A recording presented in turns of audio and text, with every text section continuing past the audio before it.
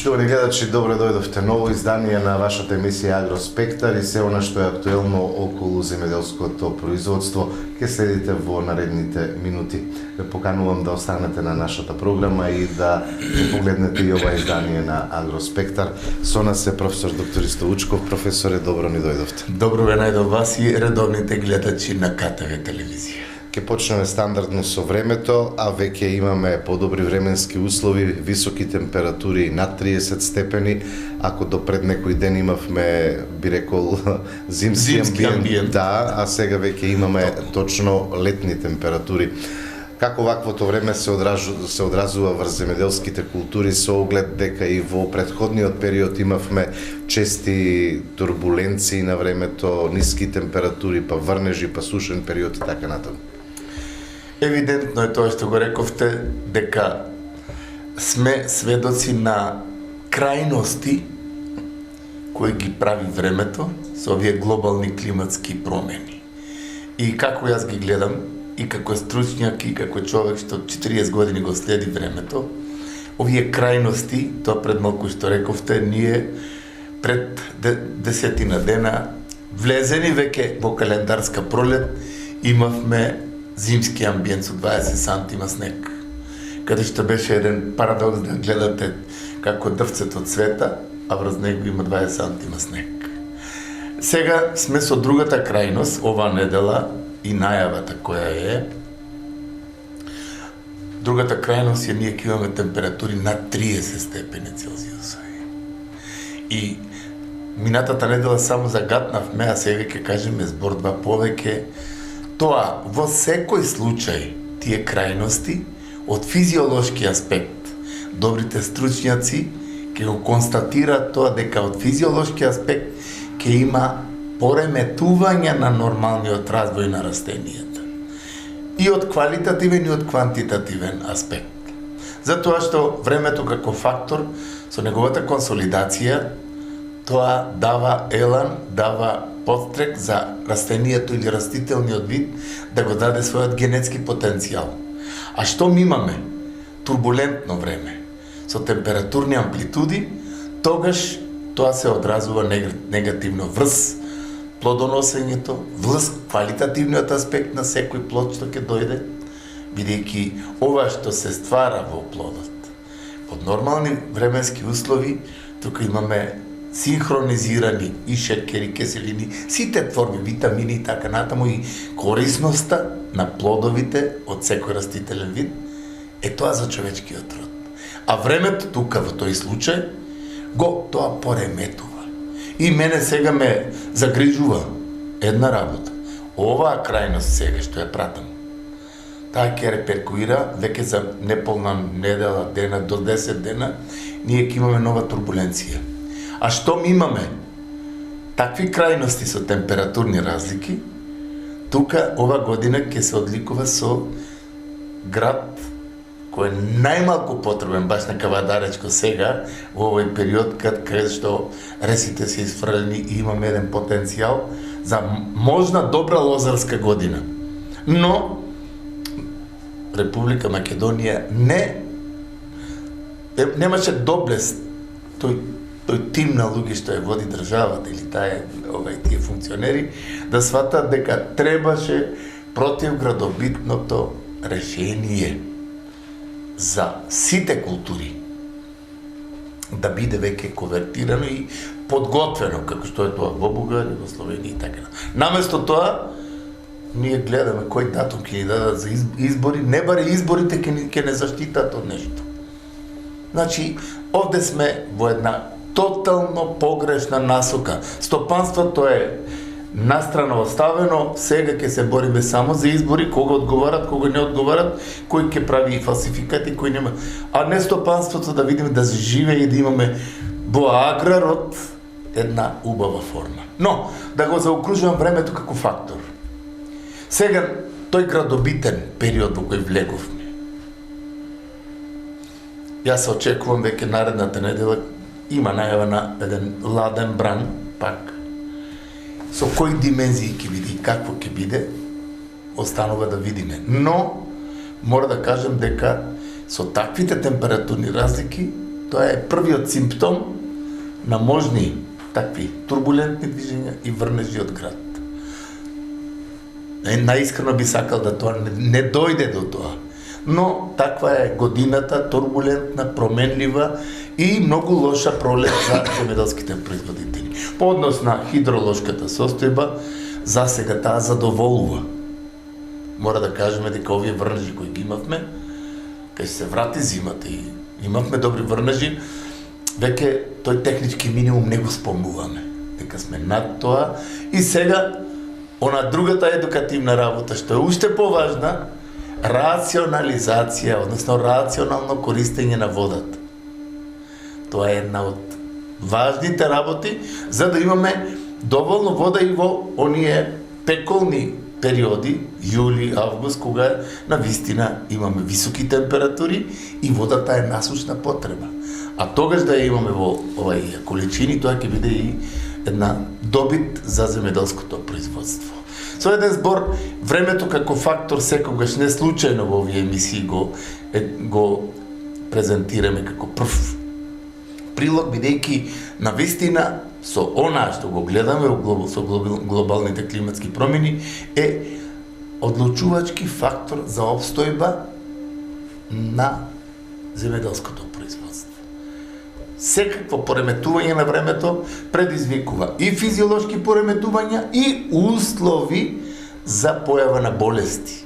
А ние на прсти се бројат стручњаци во Македонија, имаме една нерационална примена на пестицидите, сите ради сигурност не се следят оние прави моменти, која компатибилна комбинација ќе одговара за кој период.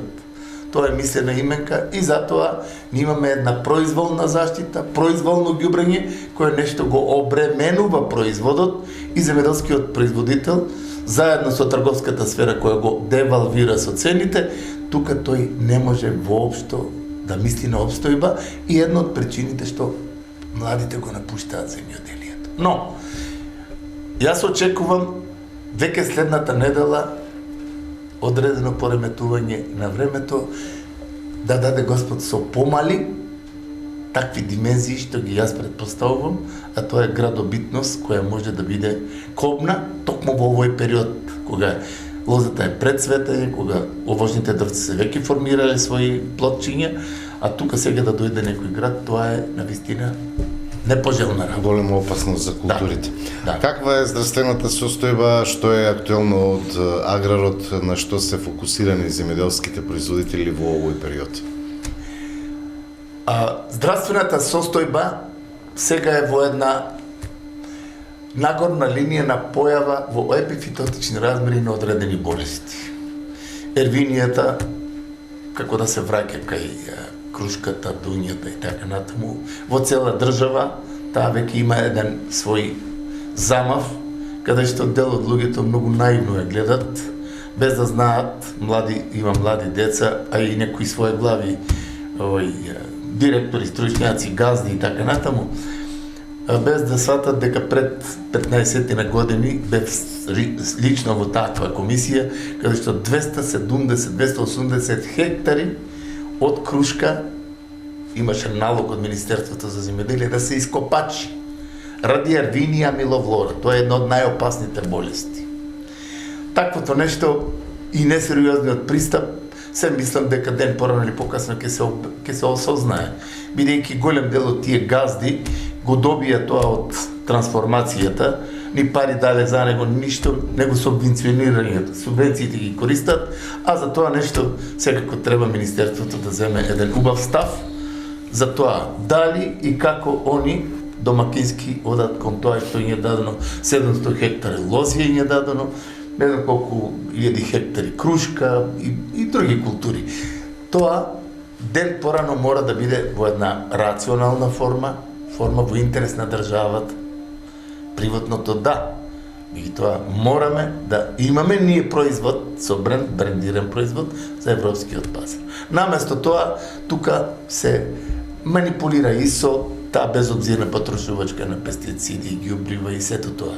Трговската сфера како да го обезвредни трудот на вложениот труд на производителот. Струмица е крајно разочарана од тоа што зелката ова година катастрофално ги уништи одредени производители кои има поголеми количини. Сега е на повидок нов таков чин, каде што лани куртовската капија одеше многу добро. Ова година Валандовскиот регион, Неготинскиот овде, Кавадаречкиот, Битолскиот, Струмичкиот, куртовска капија ќе има колку сакате. И тука ќе има едноставно немањето на стратегија, генерално тоа што стално го збориме. Тој земјоделски дел со Министерството за земјоделие, со факултетите земјоделски, со стопанските комори, со Министерството за економија. Мора на производителот да му даде смерница колку да произведе и дека ќе му биде откупено по таа цена. Да не биде во една таа пихтијаста форма што трговците ја многу добро одржуваат, пазарот ги диктира цените. А пазарот тоа е тој кој ќе каже ќе ја купам зелката 5 денари, а во Ерменија беше 55 денари. Сега се гледа тука, он вози Мерцедес со 150.000 евра, а производителот нема за основна обстојба. Таквите работи треба да ги некој прогледне. И јас верувам дека во догледно време, ако тоа не се види, ако аграрот не застане како стожер околу него да се вртат сите работи, со новиот физички обем на производство, со младите да се внесат и мотивираат да произведуваат храна, ние не може да очекуваме подобри денови од Македонија. Не Дрекстен Мајер зел толку, донесел толку, извозел толку. Тука е само користење, ако не е злоупотреба на таа ефтина млада работна рака. Тука тие луѓе треба да произведуваат храна, брендирана храна, која ќе си биде со своја цена, со свој бренд на европскиот пазар. Тоа е влезот кон Европската унија, кон европските поглавија, а не тоа што го правиме со папирологиите. Но таквото нешто сигурно ќе се препознае, бидејќи влезот тие го лимитираат со наш имидж, а имиджот ќе биде брендиран производ од јапонско јаболко, брендиран производ најквалитетен од вината од Кавадарци и грозјето и така натаму. Едноставно кажано сега кога гледам овие препирки кои ги прават, земјоделието како да не постои. Не да е само маргинализирано, не постои.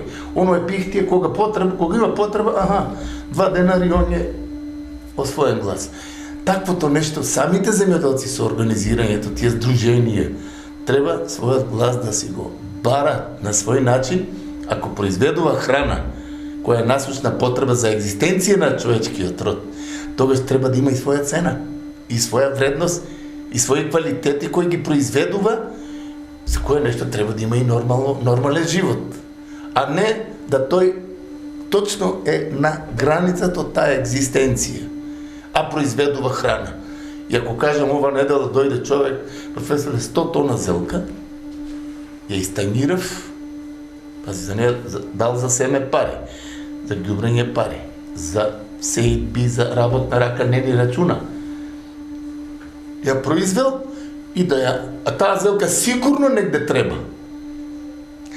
Таквото нешто за трговецот, ако нема профит, нема да биде интересно и производителот е оставен сам на себе да ја тањира и да ја остави во нива. Наместо тие исти кои се борат за таа власт, да кажат една зелка да не остане во пластеникот. Тоа е интересот, за тоа ќе гласам. Зашто? Мисли на човекот кој ствара храна и мисли на човекот кој ствара нов физички обем, од кој ќе се наполни буџетот и од кој тој после како пратен или функционер или министер ќе зима личен доход, бидејќи тоа произлегува од буџетот. А буџетот е тоа, стварањето на физичкиот обем на производство и од него се одделува да се створи буџетот. Наместо тоа, мислам дека незрели луѓе од политиката влегува во оние води на политика едноставно да се офајдат за тие 2-3 години, да не задолжат ако има можности со 2-3 милиарди и Македонија така напред. Ни во кој случај јас не ја гледам. За мене е најважно да се вратиме на тоа што го имаме, а тоа е аграрот, кај што се ствара новиот производ, да му дадеме внимание, да му дадеме посебен акцент и европскиот пазар ке не сака, ке не бара, во тоа сум сигурен како стручњак и гарантирам, бидејќи тоа што се ствара како производ тука со квалитативните особини, со принцип на струка и наука, нетоксифициран производ, производ со квалитативни особини, гарантирам дека европскиот пазар ке има свое место за македонскиот производ. Затоа што се бара вкусен, квалитетен производ, нели? А тоа нешто да го постигнеме треба стратегија за следните 10-15 години, без оглед кој е на власт. А треба стратешки оддел на аграрот да се оплеменува, да се збогатува и младите да кажат да, јас ќе произведувам, затоа што знам, ќе бидам мотивиран за тоа. Да се осврнеме и на состојбата во виновата лоза, што е тука актуелно, време е за заштита, кога, со што и како? Ова недела веќе гледам една рашомунијада низ Македонија, кој прскал еднаш, кој два пати, кој зимско прскал. Тоа е се безобзирна, неквалитетна, со нестручен пристап, недомакински пристап, заштита. Али ради сигурност. Ова недела имам констатација од теренските видувања, од тие лични прегледи. Виновата лоза е во една фантастична фаза од развој, ресите се изфрлени, веќе на повидок е квалитетен, голем род да има оваа година. Сега некои сорти веќе почнуваат тук-там со цветење, некои ги изфрлат ресите. Тој период сега ќе почне период на цветење на виновата лоза. И затоа желба ми е да не се створи никаква турбуленција у поглед на временски неприлики, бидејќи минатата година токму тој период беше кога падна градот, баш тука над Кавадарци беше се стопил. И таквите локални облаци сега ќе бидат, иако има најава сега на овие 35 температура, после тоа следува турбуленцијата и можни врнежи од град, а ние не сме од тоа заштитени. Значи виновата лоза сега во тој период врзва основа на параметрите временски, температурната сума, врнежите од дожд, потенцијалот на болеста, треба да се изврши првото квалитетно прскање со компатибилна комбинација, со квалитетна соработка со стручно лице. Во првите прегледи се гледа дали и колку фомопсисот, бидејќи имавме врнежи сега малку, фомопсисот, антракнозата, кониотириумот при изфрлање на грозчето, одма се гледаат првите им симптоми. Има одредени локалитети со епифитотични размери од таквото нешто. И првото прскање мора да се изврши квалитетно. Ние препорачуваме фолпетот во свое време, а и најновите сознанија зборат дека неговата сеопфатност и за фомопсисот, и за антракнозата, и за еската, и кониотириумот, и пламеницата, првото прскање со фолпетната компонента секогаш ќе даде еден добар превентивен третман.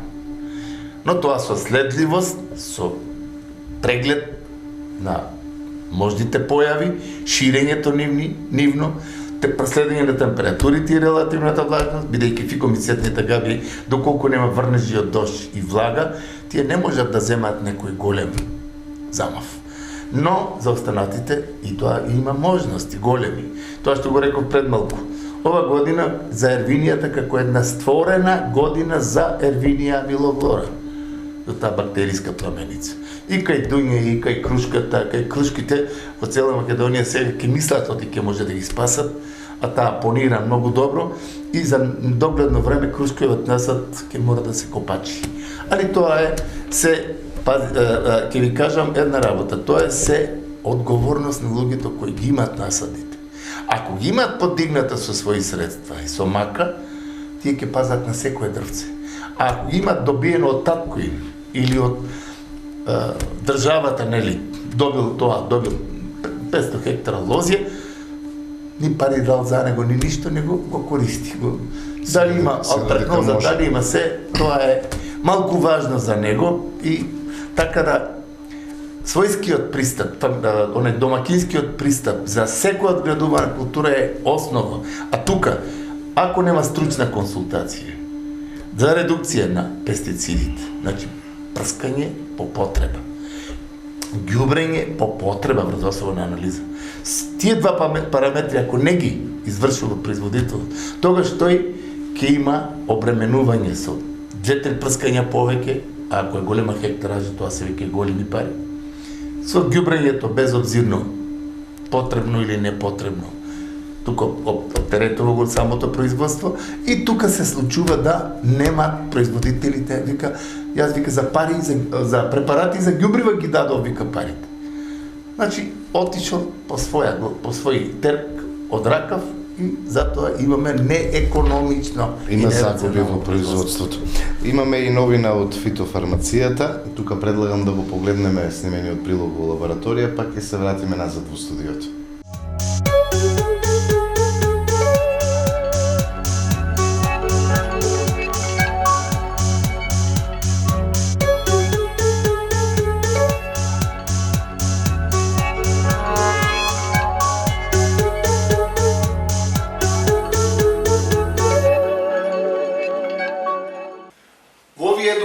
Емисии секогаш се трудиме да вградиме нешто ново кое е интересно за производниот процес во земјоделското производство.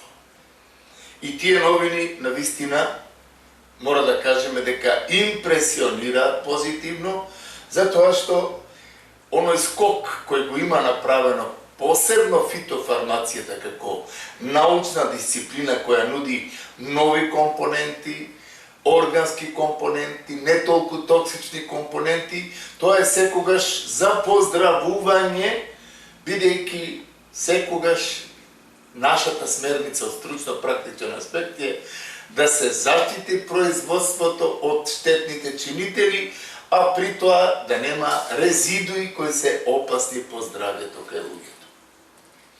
Меѓу тие новини, ние денес ќе кажеме нешто повеќе за една навистина новост која заслужува внимание, а таа се однесува за една болест која мораме да кажеме се занемарува како не толку опасна, како да е по-малку опасна од пламеницата, а тоа се пепелницата и пепелниците по сите култури. Ние мора да кажеме дека од оној стручен, практичен аспект, дека пепелницата, за разлика од фикомицетните габи, односно пламениците, таа е секогаш многу по-подла, таа понекогаш е многу по-трајна и го следи производството до крајот на вегетацијата. Ако за пламениците кажеме дека чим дојде температурата над 28, 30, 35 степени, конидиите кои фруктифицира габата и кои праваат инфективен процес, при такви температури буквално тие, бидејќи се зависи од водата, се фикомицетни габи, не можат буквално да остварат инфективен процес. И сега веќе кога температурите се високи, гледаме дека пламеницата потешко ја остварува инфекцијата, а тоа е навистина една добра средина за развој на пепелниците. И затоа денес имаме еден коментар, едно представување на една новост, која за пепелниците ќе значи висока, ефикасна компонента, двокомпонентен препарат, кој ќе даде квалитетен чин на заштита на растенијето од пепелница. Да кажеме зборба за пепелниците. Пепелницата навистина во секој сегмент во аграрот, дали е тоа во цвеќарството, дали е тоа во овоштарството, дали е тоа во лозарството, значи градинарството. Пепелницата, кога им дојде условот, значи спарно време, високи температури, заситеност со влага, тие повеќе кратно и за многу кратко време ги остваруваат оние инфективни процеси и праваат навистина големи штети.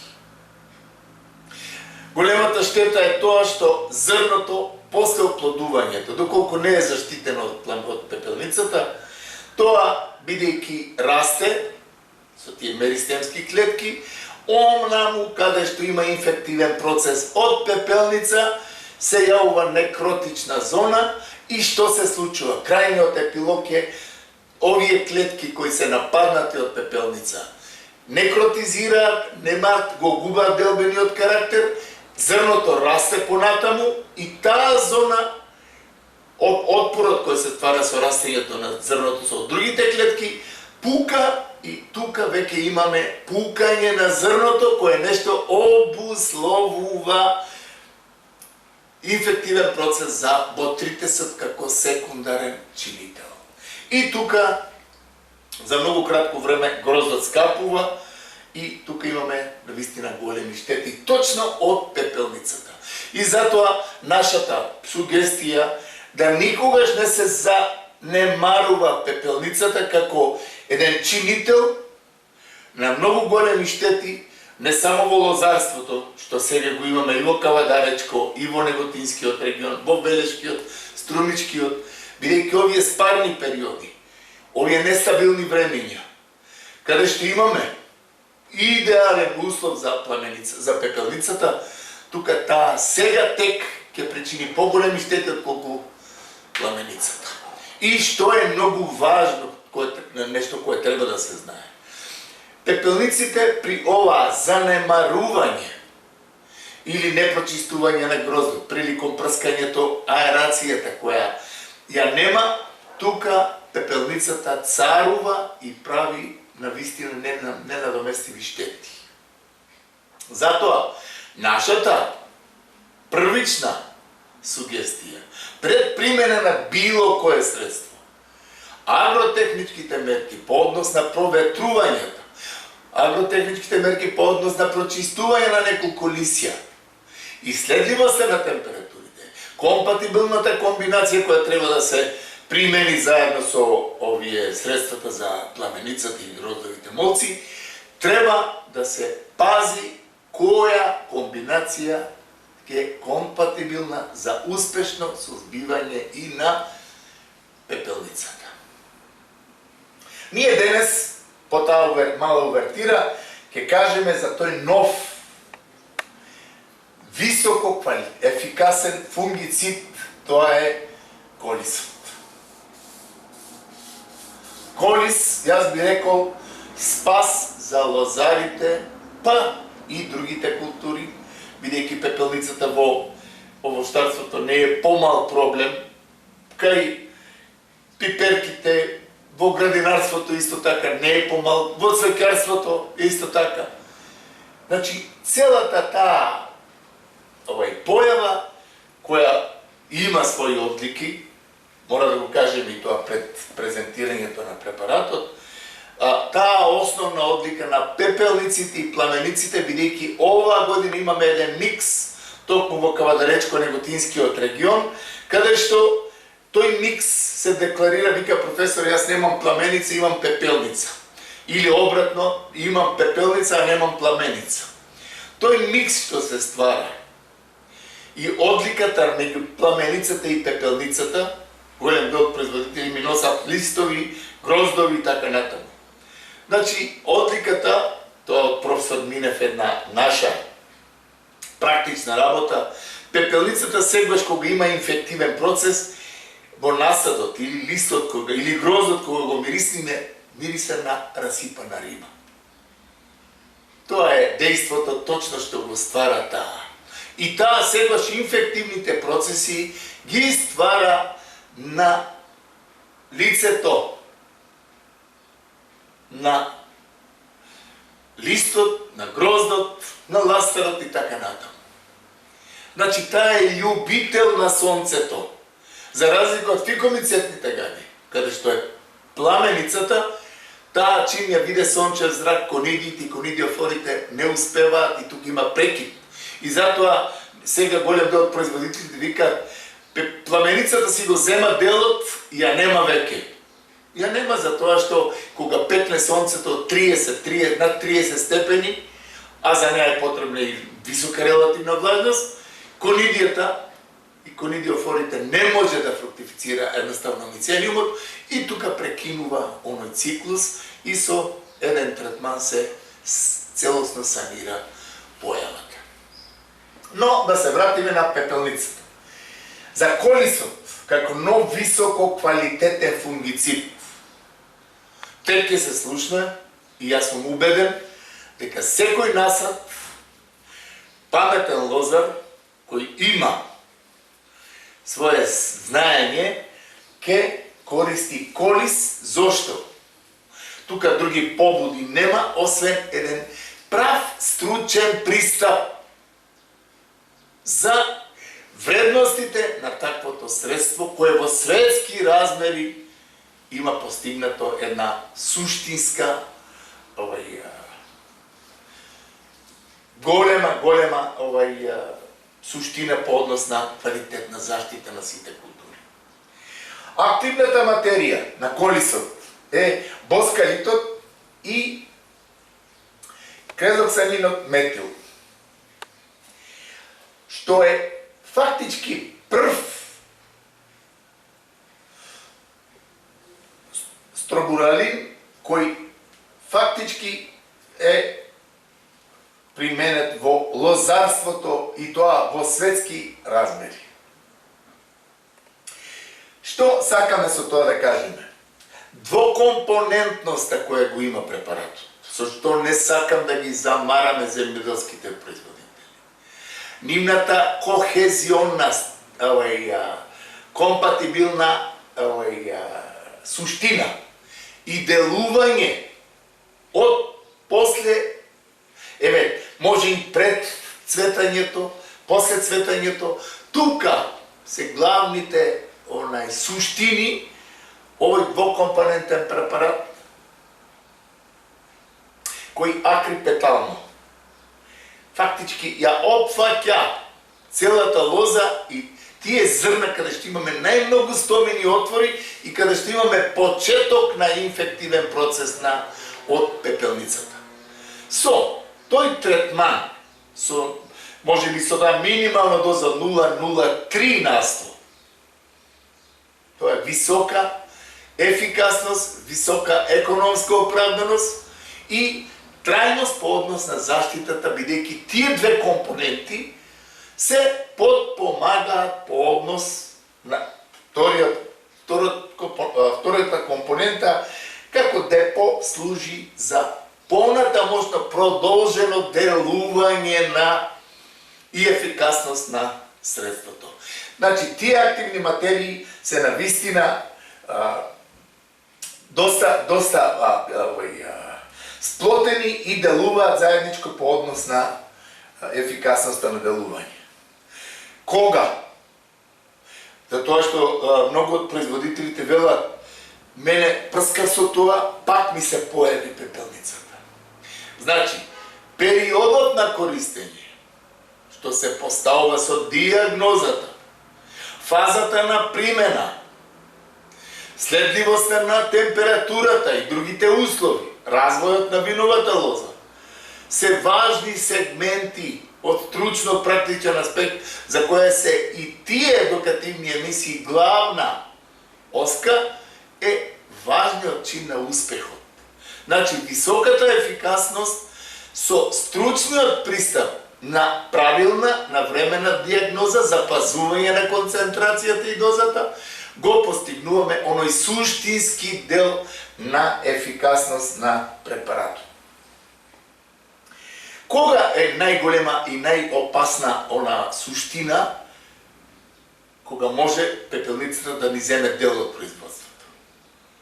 Знаеме дека кога е зрното младо, после цветењето, доколку има можности по прецветувањето, прва прилика да биде еден комплетен чин на заштита на виновата лоза, комплетно од пепелницата, од пламеницата, од гроздовите молци, кое нешто е суштинско и важно за тој период. Значи, наместо да ние закаснеме со интервенцијата, после тоа на младото зрно видиме пукнатини, каде што рековме влез за ботритисот, за други оболувања, пеницилиум и други оболувања, наместо тоа ние, ако на време го испрскаме, нема да имаме тие покнатини и фактички ги немаме тие влезни врати за остварување на инфекциите од пепелницата. И успешниот чин на заштита, навремен, фенофазен по прецветувањето, нас ќе ни обуслови да ние на крајот, пред зреењето, сега сме веќе во фаза на кој е успешно заштитил од пепелницата, а многу луѓе сега ќе имаат проблеми со пепелницата, колку не преземаат редовна мерка на заштита, ќе имаат пукање и веќе, за месец дена ќе имаме веќе почеток на оние рани сорти на берба и тука ќе имаме, ако имаме врнежи од дожд, а имаме турбулентна година, ќе имаме навистина еден чин на нештата каде што ќе имаме ботритис, ќе имаме расипување на грозјето, па чистење и сите тие работи кои ги предизвикува со својата симптоматика пепелницата.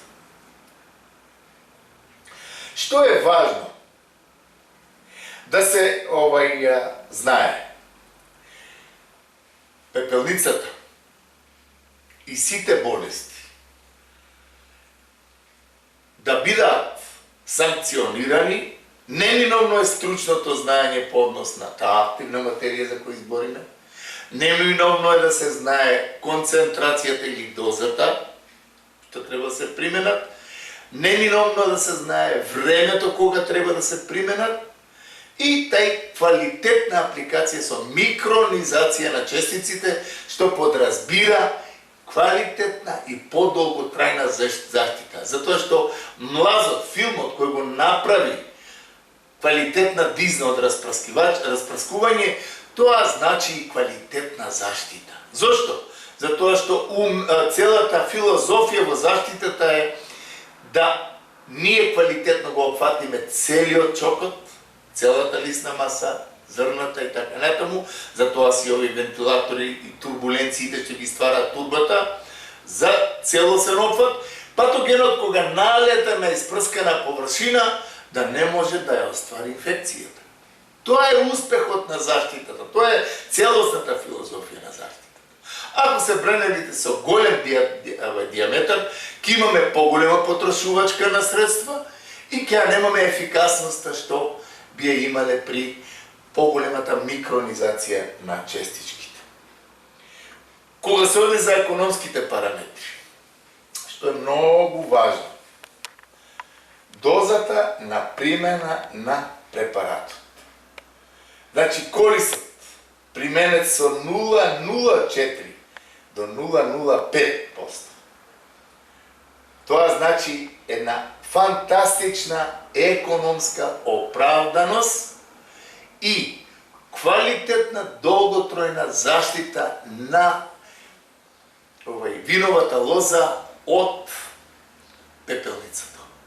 Кога зборам виновата лоза, сватате го тоа дека се однесува и за овоштарството, се однесува и за градинарството, значи се работи за двокомпонентен препарат за кој зборавме, тој боскалит, тоа е спас од оние брзи и серијални инфективни процеси што пепелницата знае да ги направи за кратко време.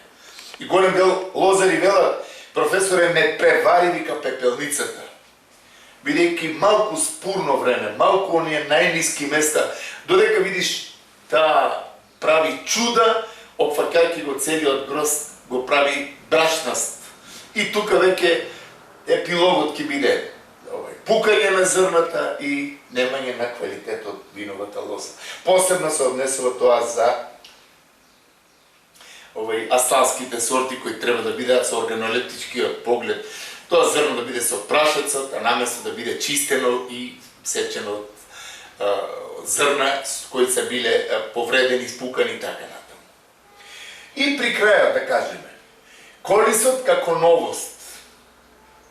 Ние не го преодицираме со некои епитети други, освен квалитативниот двокомпонентен чин на негово делување, со механизмот на делување во текот на цела вегетација и со резултатите кои врвни светски производители и на винова лоза во Франција, и на овошни видови во и Калифорнија и така натаму, таа двокомпонентна комбинација веќе е влезена во номенклатурата како една од најефикасните средства за успешна заштита од пепелниците. И мора да кажем и тоа, стручноста и стручниот карактер, стручниот совет, бидејќи во овие едукации секогаш збориме, пристапот према било кое средство, да тоа не го изгуби авторитетот, што често се случува кај некои наши производители. Го пробав, професоре, тој препарат, меѓутоа не ме задоволи, не ми даде резултати. А дали го тој применил во моментот кога треба? Дали го тој применил во концентрацијата или дозата која треба? Дали тој го применил со толку раствор по хектар површина? Тоа се се сегменти кои се од струката. Тука е знаењето на правиот стручњак, што треба на земјоделскиот производител да му даде смерница. Мешањето, компатибилноста на средствата.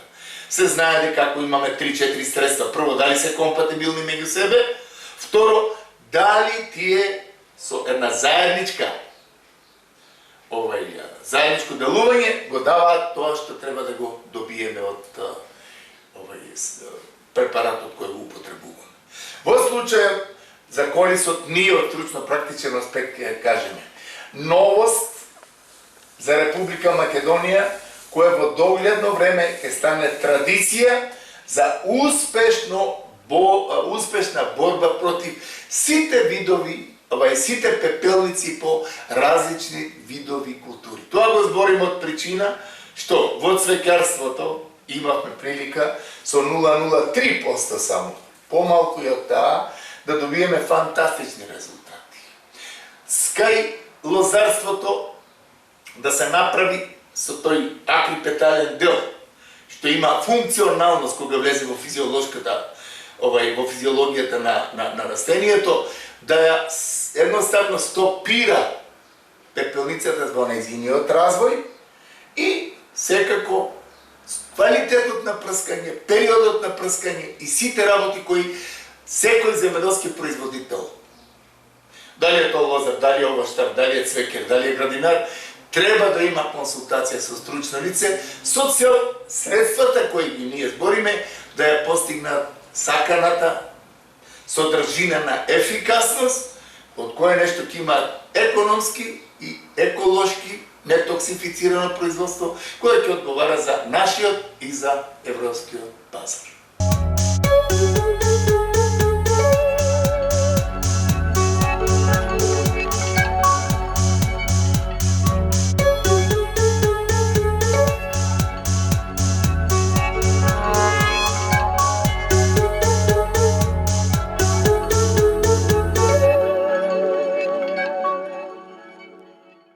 Тука сме на крај од емисијата. Професоре, која ќе биде пораката до земјоделските производители?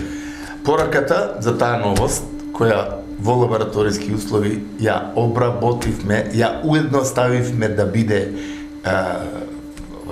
разбрана од производителите, од лозарите, значи се работи за нешто кое навистина заслужува внимание со тој системичен пристап и со тој спектар на делување и со квалитетот кој го дава посебно за тие поголеми производители на винова лоза и не само на винова лоза, бидејќи се работи за новост која секако ќе најде место во производството, во комплетното земјоделско производство. А ние, како и обично, сме на располагање доколку има некои нејаснотии околу тоа или било што од заштитата на растенијата, не од политики, туку од заштита на растенијата. Сме на располагање без никаква надокнада да дадеме несебичен придонес за секој лозар, за секоја лозарска фамилија од Кавадарци, Неготино, Свети Николи, сегде кај што се гледа КТВ телевизија, сме на располагање без никаква надокнада да дадеме несебичен придонес, а со единствена цел да имаме квалитетно, нетоксифицирано производство кое ќе одговара и за нашиот и за европскиот пазар. Благодарам, професор. Благодарам и вам. На крај сме на емисијата, почитувани гледачи, благодарам и вам за вниманието со кое што ме следевте. Секој добро.